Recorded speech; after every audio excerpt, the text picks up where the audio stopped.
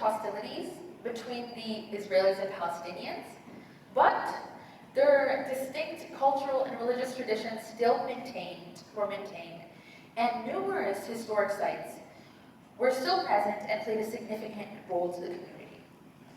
As for the Muslim sector, they were still in the Old City and were still a center of Palestinian life and heritage, despite the difficulties and violence they were facing. And so, in contrast to these three, the Jewish community was growing and developing, and they had new settlements and new developments popping up everywhere, both within and outside of the city. However, they still dealt with violence from local Palestinians as due to the conflict. So, now you can see this is what the Muslim quarter looked like during the Second Intifada. So you can see there are IDF soldiers who are present on the Al-Aqsa compound, which is extremely disheartening, as this is supposed to be a peaceful place where Muslims can go and practice their religion. But it has been overtaken by IDF soldiers. So what are these sectors like today? Well, the sectors currently face many challenges, primarily the Christian and Muslim sector. And the Armenian neighborhood is tiny, but it still thrives, and it has a strong cultural history. The Muslim sector is still a culturally linked community, but it faces many, many challenges under Israeli control, as they have been subjected to various restrictions and violence. So the Jewish sector, in contrast, once again continues to grow and has expanded upon Palestinian land with their settlements, and as a result has considered Palestine to be a capital of their state and has violated multiple international laws and rights. So now I'll pass it on to the next presenter.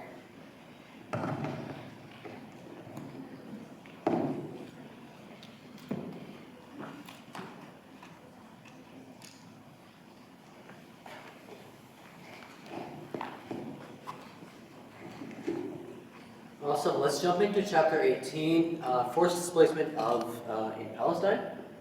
So we're going to move on. First of all, we can see that forced displacement in Palestine occurred after the war of 1948, where over 750,000 Arabs, or 80% of the total population, was forcibly displaced by Zionist military forces from Palestine by very, very cruel ways. Now, where a lot of these refugees went was that they went to 58 different camps in Jordan, Lebanon, Syria, and other countries, while many others settled in various different parts of the world, as well as Israeli-occupied West Bank and the Israeli-blockaded Gaza Strip. 39% of the refugee population went to Jordan, while 10.5% went to Syria, and 9.1% went to Lebanon. Many of them lived in Sheikh Jarrah, which is still continuing to be harassed by Israeli soldiers and continuing to be occupied. Now, this forced displacement occurred through essentially force, where there was home demolition by Israelis, destruction by villages, and ordering them to destroy their homes and leave. And as a result, homes were taken over by the settlers, and there was a significant amount of internal displacement. Now, home demolition and destruction by the villages of the Israelis were pretty much from 1947 to 1948. 531 Palestinian villages were systemically demolished by Israeli forces, and as a result, between 250,000 and 350,000 people were displaced before May 1948, when the first war officially began. Ultimately, approximately 750,000 Palestinians were displaced in 1948 alone as a result of the war and systemic demolition of Palestinian towns and villages, where in 1967, Israel took over the West Bank in Gaza, displacing even more Palestinians. But here you can see an example of a home takeover by settlers, where this viral YouTube video showcasing a man who basically straight up says that if I do not take your home, somebody else will come and take your home as a result. And so here you can see that they are threatening innocent people through various different ways, sometimes crashing into their homes, sometimes destroying their properties in front of their eyes, kidnapping the kids, threatening them to have their home otherwise, or else they will kill the child. Here you can see a wide range and wide variety of tactics that Israeli settlers are using to displace Palestinians. Now these are just a glimpse of the the significant amount of incidents that has happened in Palestine in terms of settlers and continue to happen. Now I'm going to pass it on for chapter 19. To the next presenter.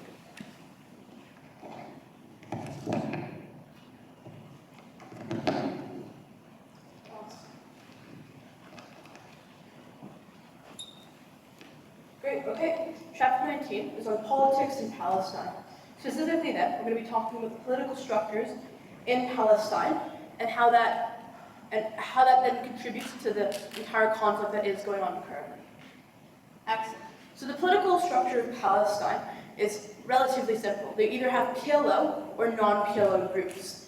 Realistically, what happens in Palestine, because of these structures, is that the groups that are causing instability are going to be the guerrilla or the very aggressive groups that come in and then want to cause instability in general. So conflicts like the Hamas-Fatah, where there's a territorial split, actively make it worse for the people in the Gaza Strip. I want to note here that the existence of the political spectrum is something that still exists in both Palestine and Israel.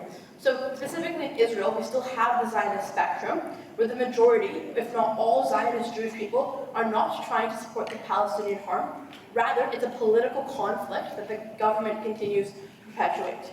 By this conflict then, even by the numbers, if we dictate that one of these people is the aggressor, there's still going to be casualties on both sides. So it's not inherently on either side's political party. Cool. On Israel's apartheid then. This is a 55-year plus conflict that has been going on. Again, we covered events like the Nakba, which was the ethnic cleansing leading to the expulsion of the Palestinian people, as well as things like the tax freezes, where Israel decides to freeze Palestinian taxes that are coming to them, trying to make them feel illegitimate, trying to make them feel like they're not part of the state. And all of this actively leads to then this political change or the division of the designation of the Jewish state that then happened in 1947.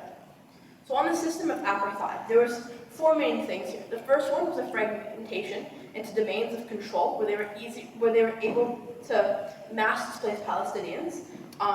Secondly, on the segregation of control, which forces citizens away from their rights as citizens. The third, on the disposition of land, which is the expropriation of businesses, agriculture, land, and homes, as well as lastly, deprivation of social and economic rights that should belong to the Palestinian citizens. On Israel's violation of human rights then against Palestinians, there's two main things here. The first one is on this idea of the systemic human rights abuses that have been going on. So whether that's because of military checkpoints or the things that IDF are doing to the Palestinian people, as well as things like the restriction on the travel and the increased military bias that does exist currently in Palestine. Great, and these are some photos of what that would look like. Excellent. Chapter 20 then is on the Western media coverage of a Palestinian struggle for independence. There's two things I want to note at the start of this chapter. Firstly, there's a lack of proper and fair media attention to Palestinian struggles. And secondly, there's an anti-Palestinian bias that exists within the media currently. Great.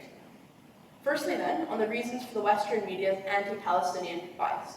There's three ways that this really occurs. The first is on language sanitization to be impartial, because if not, we see that a lot of Western media sources are being called anti-Semitic. Notably, neither side of this, no one here wants to ever be anti-Semitic. The problem isn't with the Jewish people, rather with the with the Israeli government that is continuing to perpetuate these abuses. The second is on news accounts ignoring context, so just calling every incident another clash without remembering the historical context that goes into this conflict. And lastly, on removing journalists who do report Israeli acts of brutality in order to not become controversial.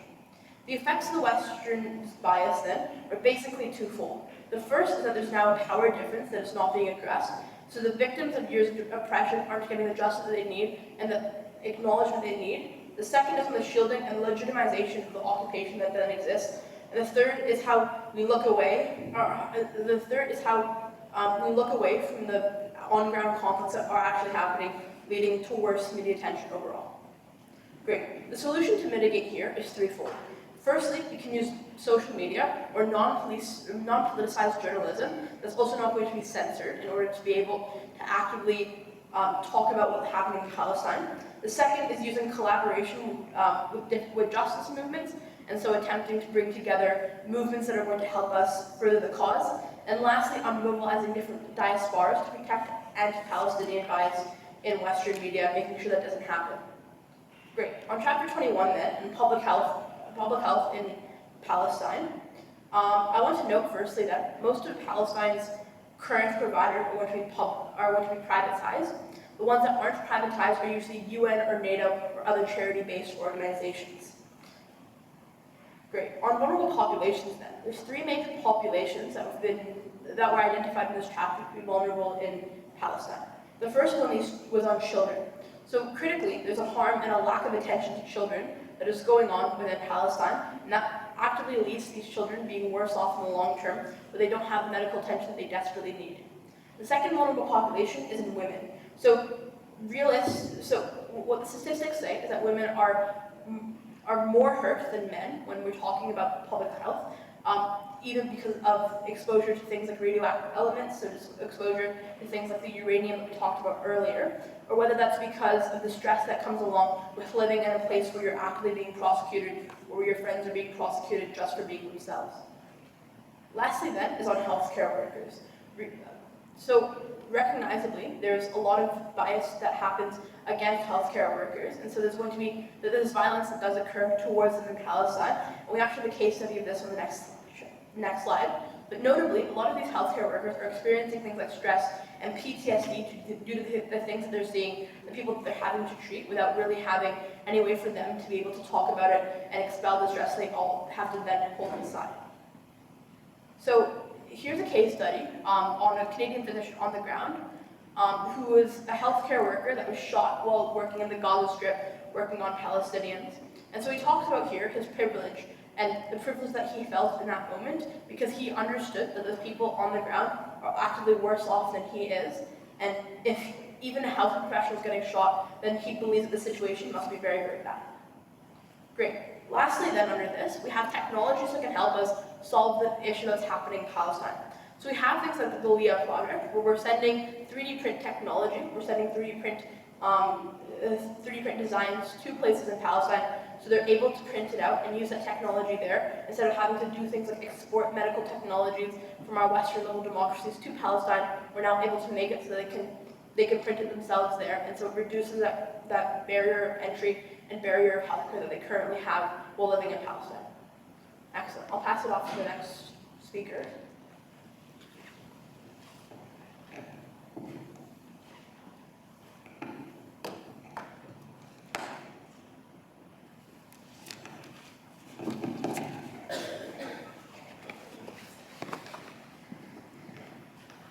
Awesome, thank you. So let's speed run through the last three chapters. Chapter number 22 takes a look at the latest reports from international organizations, statements from leading Jewish scholars, and surrounding realities. Now, latest report from Amnesty International showcases that in 2022, essentially condemned Israel for committing crimes against humanity of apartheid against Palestine. Now, IHRC reported in February 2023, from Harvard Law wrote a legal analysis of the apartheid in the occupied West Bank and documentation of Israel's actions. This article is centered around the legal regime enforced by Israel. It also details Israel's use of military courts to prosecute Palestinians in the West Bank, which are characterized by a lack of due process with a high conviction rate. Now, here are some statements from prominent Jewish scholars. Most of them kind of can essentially summarize that they declare and they argue that Palestinians are a persecuted minority, where they are trying to find refuge within their own homes and yet are still unable to do so, and there is very, very little due process as a result in this area.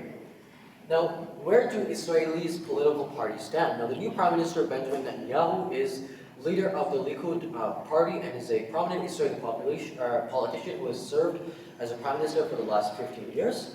and his tenure saw a significant expansion of Israeli settlements in the West Bank and East Jerusalem, which are considered illegal under international law.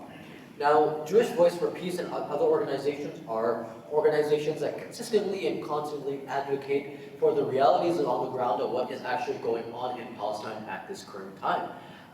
Where they look at the complete economic, cultural, and academic boycotts of Israel, while also publishing various different reports, clearly showcasing and indicating the dire need for a solution in Palestine. Now, cutting ties with Israel. Barcelona recently decided to cut ties with Israel, and it has created significant discussion on the global stage, where the mayor has branded Israel as an apartheid state and stated that the city would sever ties with the country, and this decision was made in response to what they perceive as Israel's ongoing human rights violations against Palestinians, including the construction of illegal settlements in the West Bank and East Jerusalem. Now, Palestinians, between the year 2020 and 2023, we can see that in 2023 so far, there has been 83 reported fatalities and 2,200 injuries that has been reported. Now, in Hebron, Al-Khalil, Nablus, and Hura, 35 Palestinians were killed by Israelis in Hebron, including 8 children in just this previous January. 20% of the city is under Israeli control, and Palestinians living in it or passing through it are subject to various different inhumane checkpoints, whilst being banned from traveling on main streets, unlike those Jewish settlements. Now, in Nablus, an Israeli army took a raid and killed 47 people and injured dozens and dozens more. And witnesses described Israeli soldiers firing indiscriminately at their different houses. Now, in terms of terminology is a very important point that we'd like to cover, where language itself plays a significant role in shaping the narrative and public opinion on any issue, including the Israeli and Palestinian conflict, where the choice of words can either support or undermine one side perspective. For those who advocate for the Palestinian cause, they may argue that certain terms or certain words can be used to emphasize their perspective and promote their cause. Words such as, for example, clash, gunfight, killed, and terrorist are being thrown around when words like terrorism, planned military occupation, murder, and freedom fighter should be the ones being used. Now moving on to chapter number 23, Atrocities and Human Rights Violations of the New Israeli Coalition, December 2023. So here we can see kind of a summary of how the current Prime Minister, Itamar Ben-Gvir, his political affiliations, how he has essentially sparked violence in Palestine. He claims that both the Temple Mount and Al-Aqsa should wholly be under Israeli occupation, and has hanged a picture of Goldstein in his apartment, who has been a mass murderer and carried out the massacre of many hundreds of thousands of Palestinians. Now, during this time period, there has been changes in the Israeli constitution, where, for the 6th time in 2002, Netanyahu became the prime minister, and he created a coalition government of far-right parties, and as a result, has made racial comments and anti-Arab activities, but instead was given the Departments of Arab Activities and the Ministry of Defense. The reaction from the United States and the international community that despite these consistent and continual violations of international law, these organizations and nations continue to side with Israel, where the US and its European allies are using Israel as its guard in the Middle East to keep an eye out on Iran. Where, as an example, the current president of the United States, Joe Biden, very clearly is found to have said in his speech in Congress, which is that if Israel did not exist in the Middle East, the US would have to create Israel to secure its interests in the Middle East.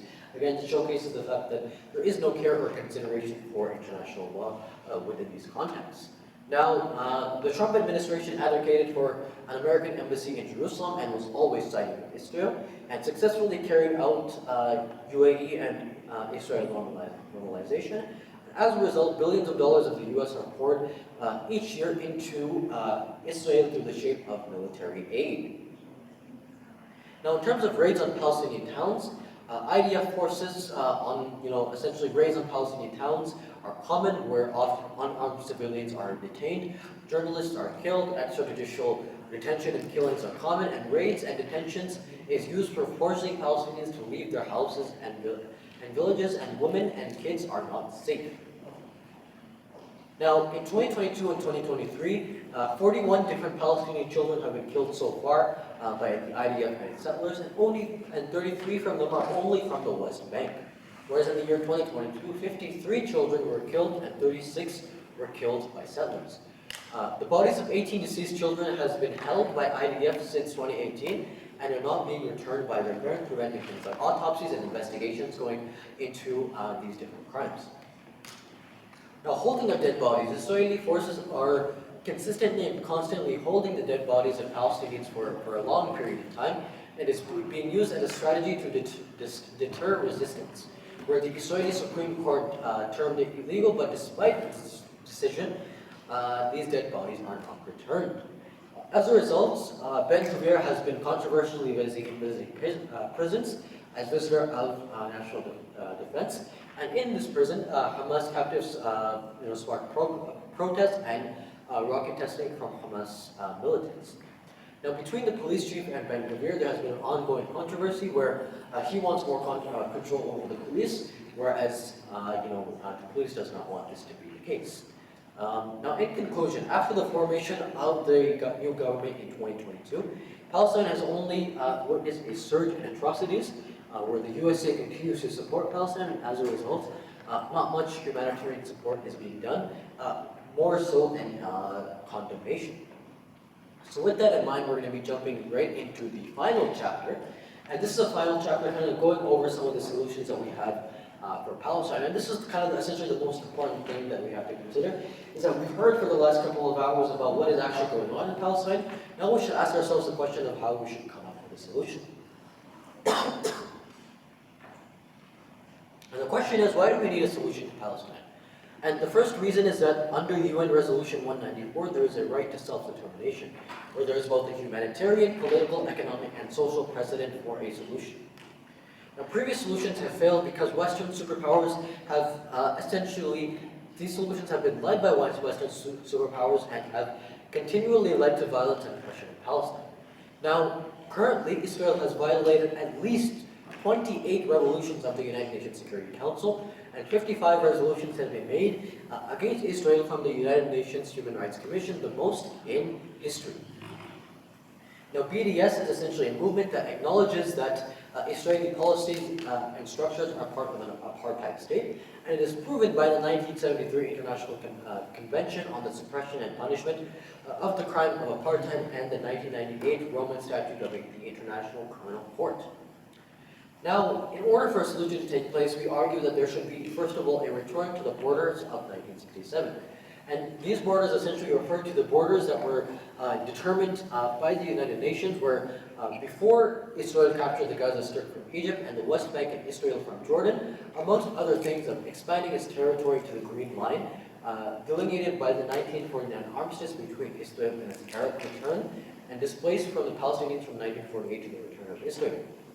Now, in terms of the right to return, there is an argument under the Geneva Conventions of 1949, which reaffirms the inalienable right of the Palestinians to return to their homes and property from which they have been displaced and uprooted, and calls for their return. This is one of the most important aspects that we can consider, is that the denationalization of Palestinians under the Geneva Convention is illegal under international law, and hence a part of the solution to the conflict is a full return of these Palestinian citizens to their homeland under international law. Now it's kind of the major question between the one-state solution versus the two-state solution, where the two-state solution, the only effective version of the two-state solution is the return to the borders of 1967. And this is an argument supplanted by Herzl and ethnic Jews have the right to the natural